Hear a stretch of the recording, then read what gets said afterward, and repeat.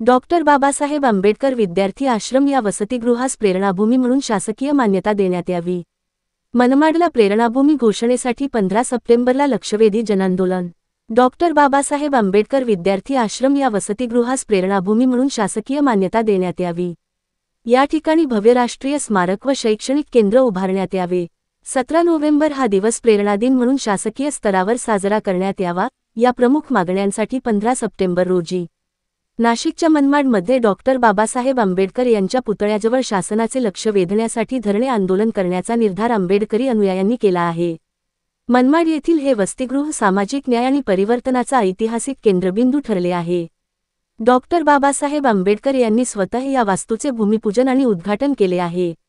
बाबासाहेबांनी विद्यार्थ्यांना केवळ निवास नव्हे तर शिक्षणाची प्रेरणा दिली, म्हणूनच या वास्तूचा प्रेरणाभूमी म्हणून उल्लेख व्हावा। शासनाने यास अधिकृत मान्यता द्यावी। या ऐतिहासिक वास्तूच्या स्थापनेसाठी कर्मवीर दादासाहेब गायकवाड यांचा पुढाकार आणि दिवंगत आर पवार यांचे अथक परिश्रम लाभले आहे।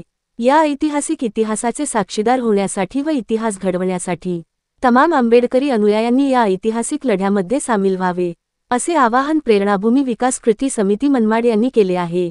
आवाज जनतेचा न्यूज मराठी, मनमाड।